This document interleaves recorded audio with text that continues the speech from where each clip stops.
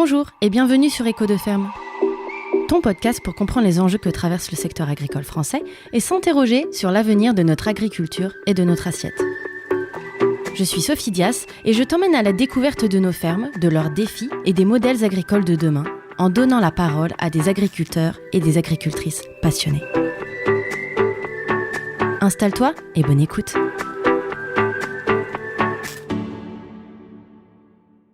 Dans ce 8e épisode, je t'emmène chez la famille Degans, une ferme familiale qui s'est beaucoup diversifiée au fil du temps, cherchant à chaque fois à se réinventer. Aujourd'hui, l'exploitation est gérée par les enfants, Aurélien et Marion, ainsi que Séverine, la belle-fille. Ils sont arboriculteurs et produisent des fruits à coque, plus précisément des noix, noisettes et châtaignes.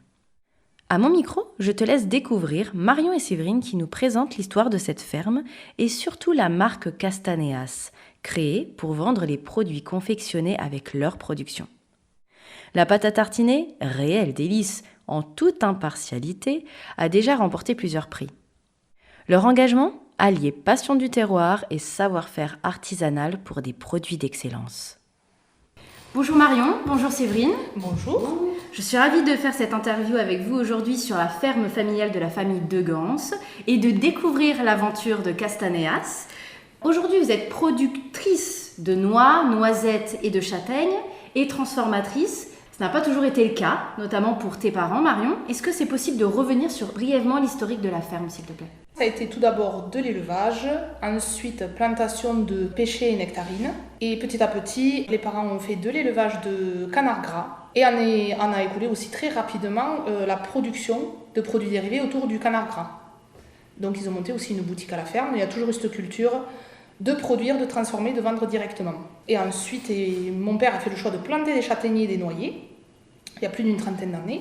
Mon frère l'a suivi dans cette démarche quand il s'est installé en ajoutant la culture de noisetiers et a continué l'activité donc, de conserverie à la ferme. On y a ajouté la partie ferme-auberge, donc aussi restauration. Donc ça faisait quand même pas mal d'activités sur la ferme et pas mal de commerce. Vous étiez partout ? On était partout. En 2003, il y a ton frère Aurélien qui a rejoint la ferme familiale. Oui. Pour vous deux, Marion et Séverine, quels ont été votre parcours avant d'arriver sur la ferme familiale ? J'ai rencontré donc Aurélien à l'école. Nous avons eu notre diplôme ensemble en 2002. Moi, je devais reprendre l'exploitation familiale et finalement, par choix, j'ai voulu venir ici à Montauban parce qu'à l'origine, je ne suis pas d'ici, je suis d'Agen. C'est l'amour. Voilà, c'est l'amour qui m'a menée dans cette région, très belle, très belle, magnifique région. Moi, je suis issue de parents agriculteurs dans l'élevage. D'accord. Donc, je ne connaissais absolument pas l'arboriculture, tout ça. Je suis arrivée ici, c'était l'élevage de canards gras surtout. Et donc, au tout début, je travaillais à côté. J'avais d'autres petits boulots et je travaillais en plus en aidant mes beaux-parents et mon conjoint à la ferme. Je crois que c'est le travail de toute femme ou sœur ou fille d'agriculteur, c'est on fait un peu tout, on travaille à côté. Et, être polyvalente. Voilà, c'est ça. Et toi, Marion ? Moi, c'était absolument pas prévu que je revienne sur la ferme. Mais alors, pas du tout. Donc moi, j'ai fait école de commerce et je suis partie très originale. Je suis partie sur Toulouse dans l'aéronautique.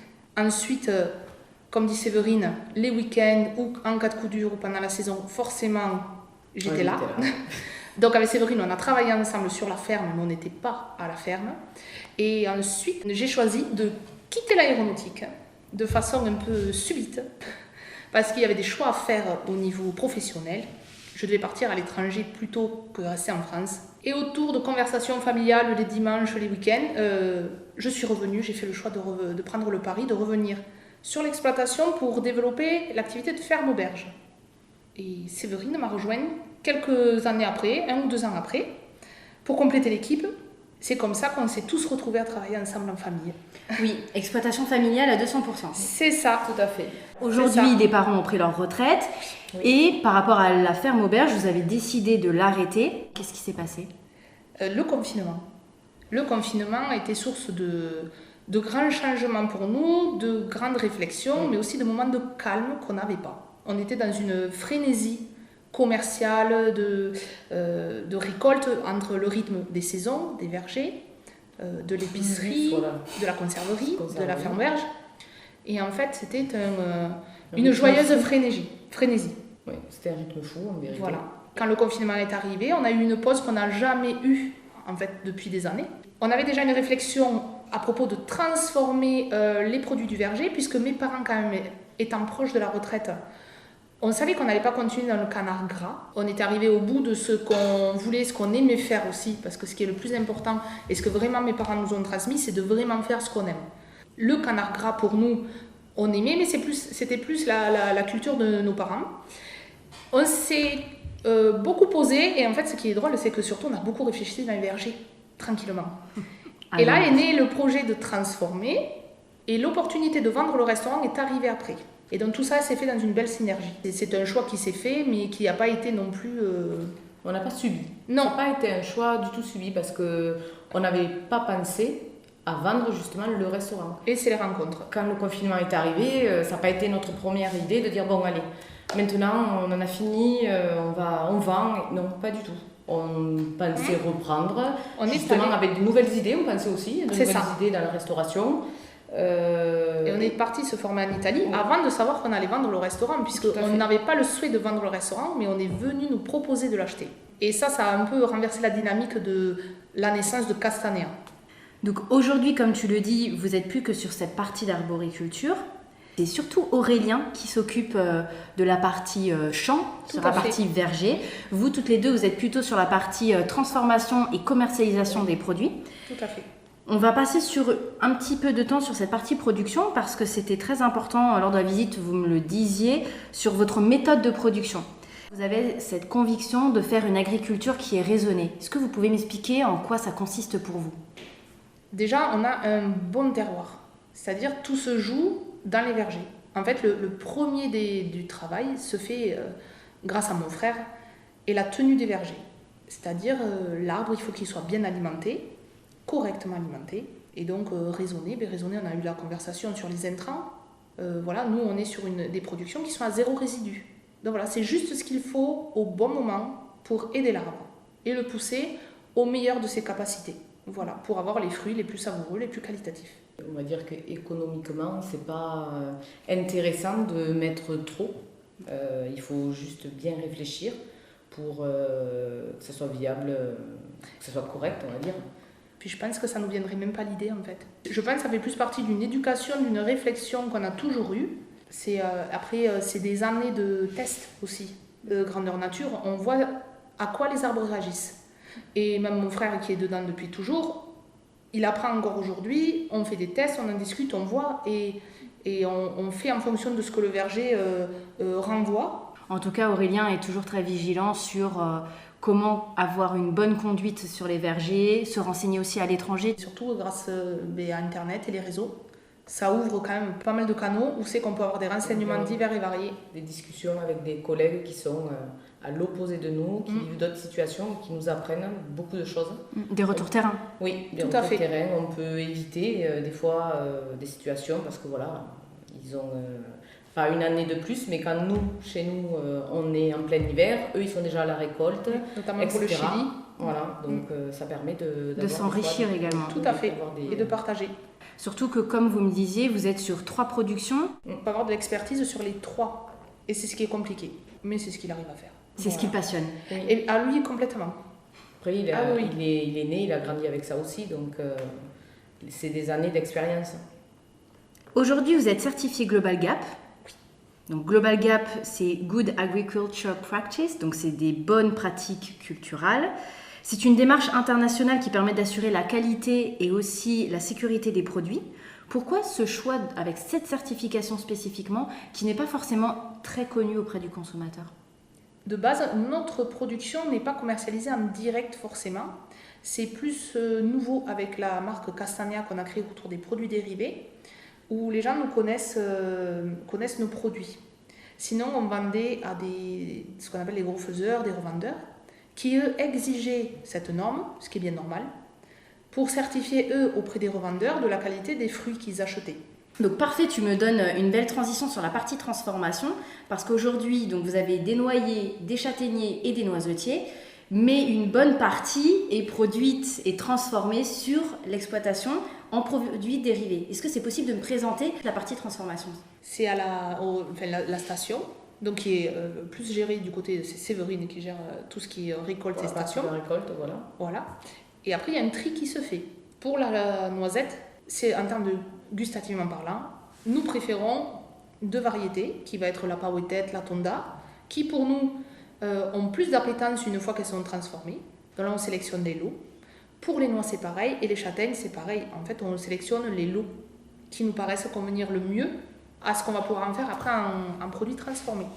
Et donc, du coup, en produit transformé, vous faites une magnifique pâte à tartiner. Pâte à tartiner, où il y a uniquement 3 ingrédients. C'était vraiment ça notre souhait. Oui. Le moins d'ingrédients possible. Donc, la noisette, on voulait au moins 50%, pas moins dans notre recette. Et après, on voulait juste du sucre et du cacao. Alors, tu insistes sur le 50%. Oui. Par rapport à d'autres pâtes à tartiner, on est à combien à peu près en comparatif? Il se fait un peu tout. Dans les pâtes à tartiner, il y a vraiment, c'est très très large. Ça ne veut pas dire grand-chose le pourcentage de noisettes. C'est plus la liste des ingrédients qu'il y a au dos qu'il faut regarder. Plus il y en a, et tu te doutes, moins c'est bon. Parce qu'en Italie, on a eu donc la formation chez les chocolatiers, et c'est là où on a vraiment découvert le poteau rose. La pâte à tartiner sert, entre guillemets, à recycler du déchet. Donc souvent, on marque 30% de noisettes, mais c'est des noisettes déshuilées. Donc c'est vraiment de la purée de noisettes sans l'huile, donc sans les propriétés de protéines, tout ça qui vont avec. On met de l'huile moins noble, ou avec du beurre, après des émulsifiants. En fait, on fait une jolie mayonnaise, en mettant le mot noisette, mais elle est déshuilée. Voilà. Nous, ce qu'on a cherché, c'est on a une noisette de qualité, puisqu'avant de faire la formation, on a fait tester le taux d'huile qu'il y avait à l'intérieur. On a travaillé la torréfaction, on a travaillé plein de choses ensemble, on a goûté. Et grâce à la qualité du terroir que nous avons ici et de la production, on peut proposer une pâte à tartiner. Donc nous, ça va être 50%. Pour d'autres, il faudrait peut-être 60% pour avoir ce côté très crémeux que nous avons, onctueux. Nous, on utilise la noisette entière. Il y a une différence aussi là-dessus, comme tu l'expliquais sur... La lecture de l'étiquette est très importante au dos. Donc plus c'est simple, mieux c'est.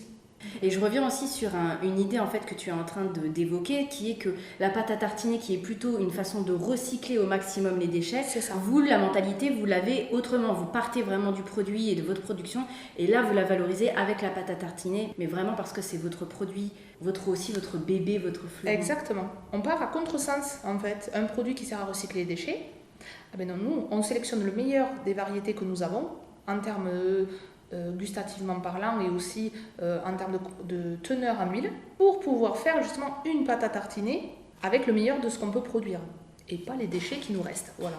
Mais ça, chacun voit midi à sa porte. Nous, c'était vraiment ce qui nous tenait à cœur. Une pâte à tartiner qu'on peut poser sur la table, tout le monde peut piocher dedans, on sait que c'est le meilleur qu'on puisse consommer. Alors aujourd'hui, mis à part la pâte à tartiner, qu'est-ce que vous proposez d'autre? Alors nous proposons 2 huiles, l'huile de noisette et de noix. Ensuite, nous proposons aussi une farine de châtaigne.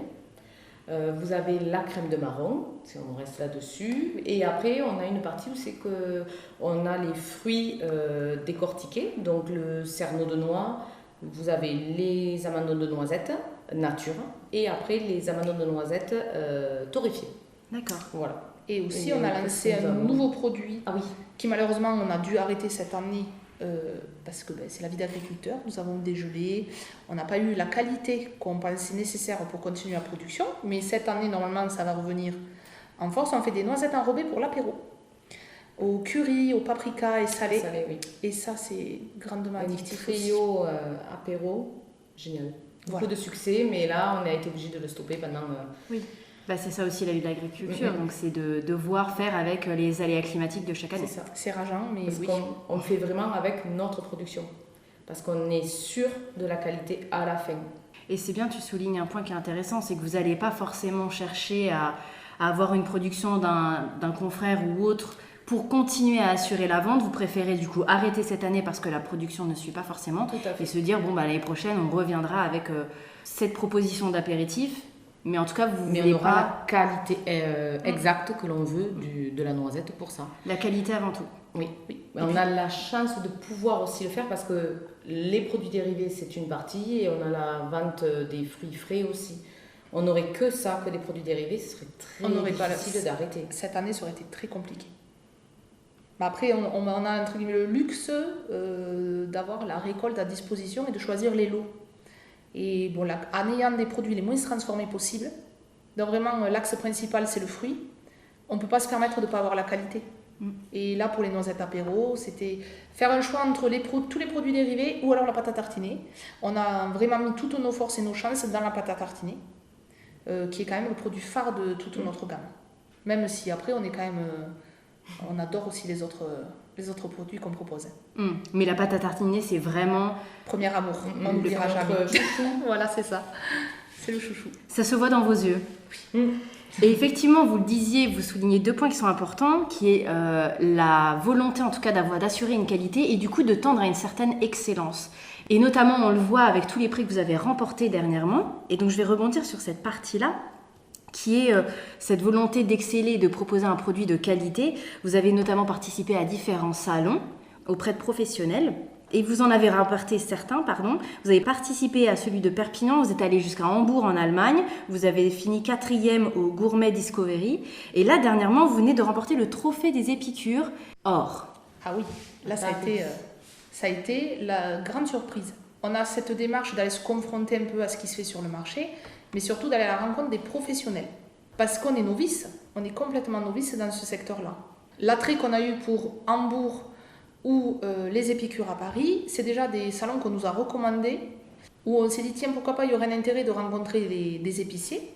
Et soumettre la pâte à tartiner au concours, c'est aussi un bon moyen pour nous de savoir au niveau qualitatif et de ce qu'on propose où on se situe.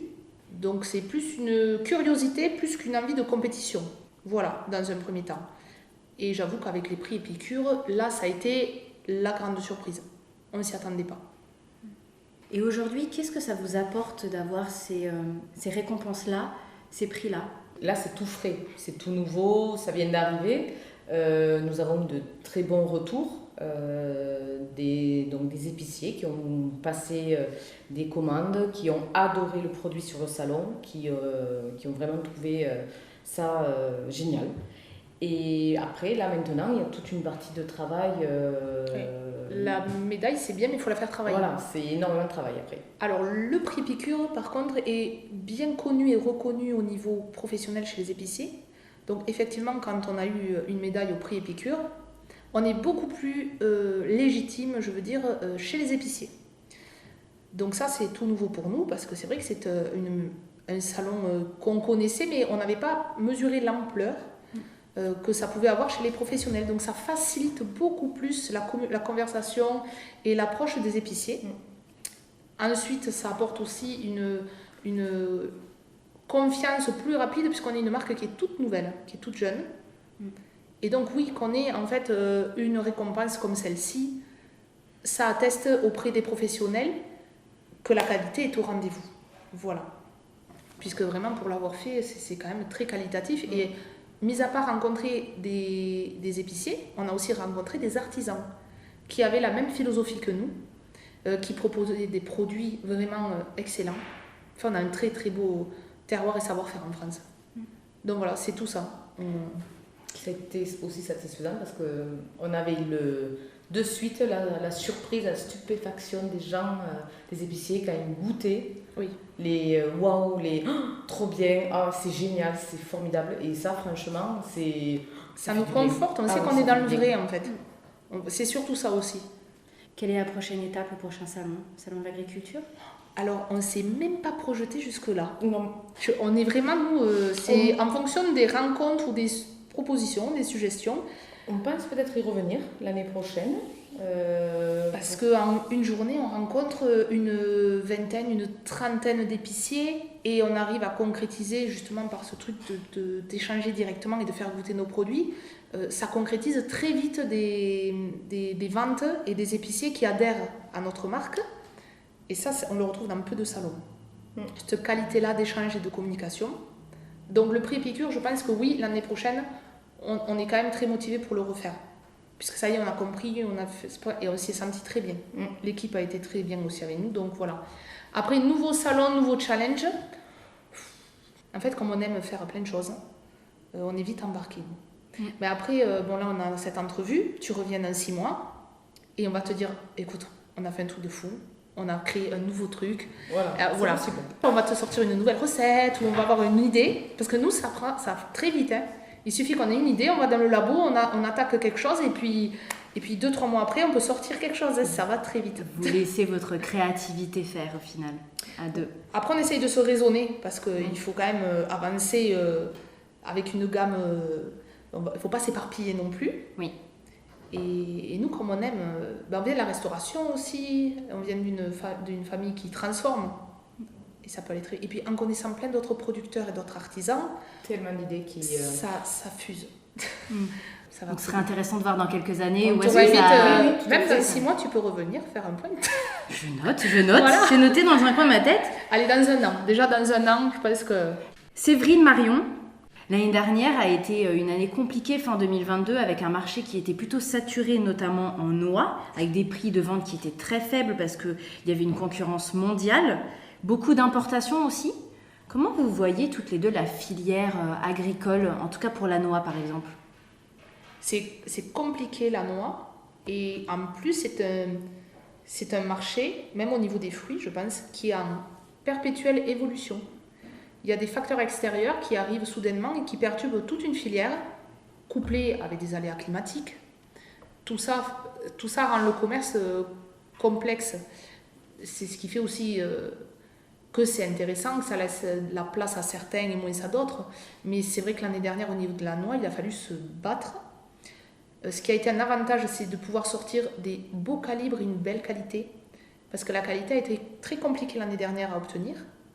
Donc, les gens qui ont eu de la qualité et du calibre s'en sont relativement bien sortis. Je pense aussi que c'est les gens qui ont réussi à vendre en direct plutôt que d'être dans des filières comme des coopératives ou qui sont plus, on va dire, moins armées niveau commercial. C'est ce que je pense, nous, on fait notre force. C'est que commercialement parlant, on y est allé, on s'est battu et on avait plusieurs débouchés. Voilà. Donc c'est plus facile de se démarquer. Après, on essaie toujours de faire quelque chose de qualité, donc c'est... Après, ça a quand même été dur pour nous l'année dernière. Donc, et pour les confrères, ça a été la même chose. Donc, même en ayant plusieurs cartes dans notre jeu, il a fallu se battre. Alors, on ne pense même pas à ceux qui étaient un peu plus verrouillés. Ceux qui font effectivement que de la production de noix sans transformation, par exemple. Oui, ou qui ont que 2 ou 3 débouchés.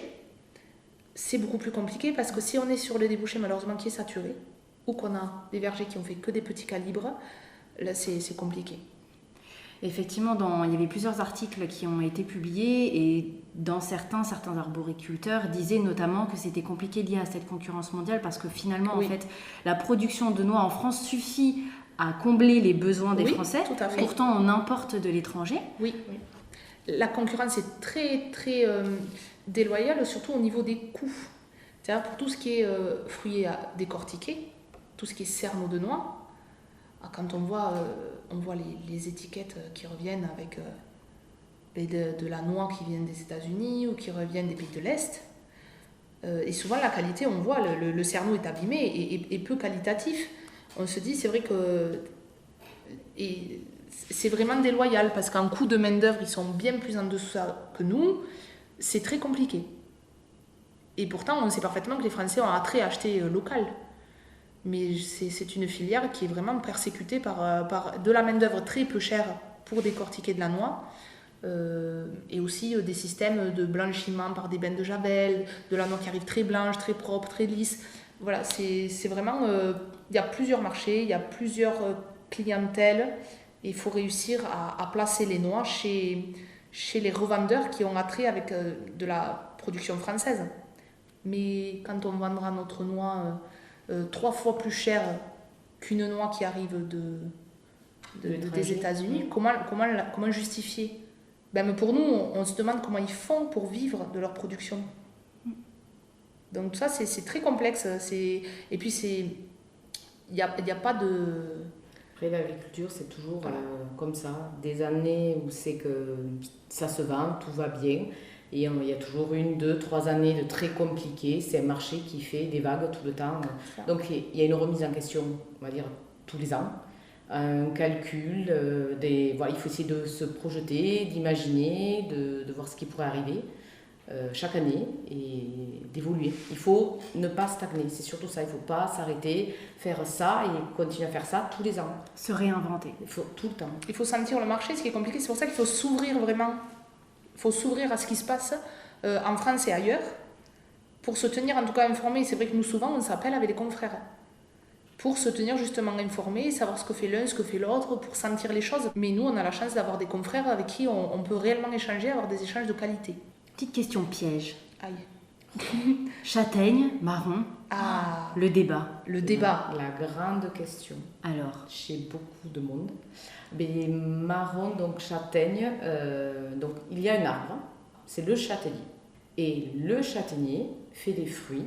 Et dans ces fruits, il va y avoir au moment de la pollinisation, une action différente en fonction de l'humidité, de plein de choses. Il va y avoir dans le fruit une cloison au milieu de l'amande ou pas. C'est comme une histoire de vrais jumeaux ou faux jumeaux. Et s'il y a une cloison au milieu, on va appeler ça des châtaignes. S'il n'y en a pas, on va appeler ça des marrons. Donc, le châtaignier fait du marron et de la châtaigne. Sur le même arbre, il y a les deux. On va dire que l'industrie a privilégié des variétés où c'est qu'en pourcentage, il y avait plus de marron dedans, notamment pour le marron glacé. Une amande entière qui ne se défait pas, donc c'est facile à transformer et à commercialiser. Donc, il y a des variétés qui vont faire 80-90% de marron et juste 10-15% de châtaigne. Et d'autres variétés qui vont faire beaucoup plus de châtaigne que les autres. Sinon, ça a exactement le même goût.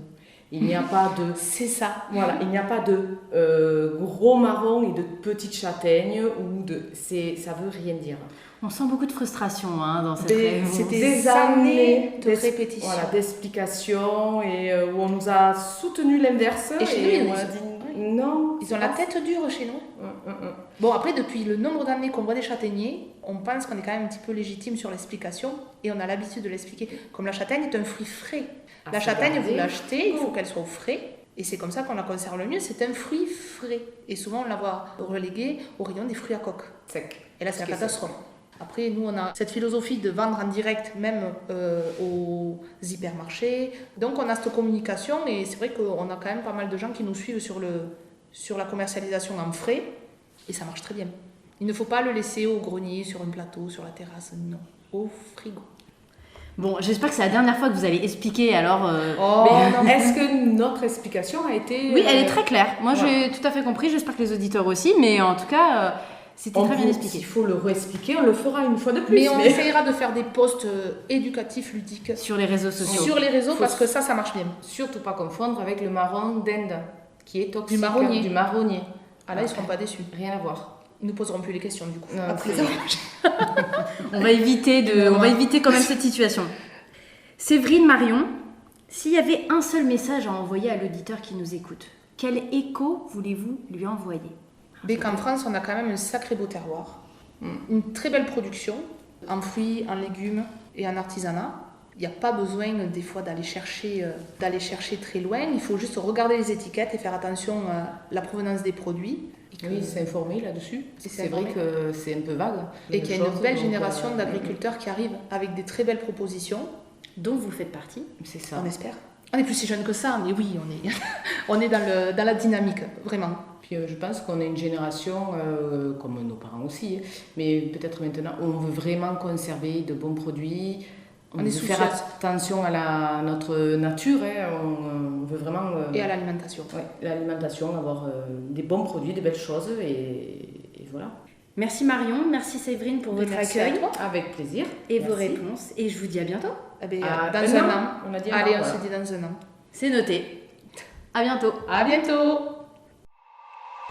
J'espère que tu auras trouvé de la valeur dans cet épisode et matière à réflexion pour ton prochain débat à table. Un immense merci pour ton écoute. N'oublie pas de me laisser un avis et de partager mon podcast pour me soutenir. Je compte sur toi et je te dis à bientôt pour un nouvel épisode sur Écho de ferme.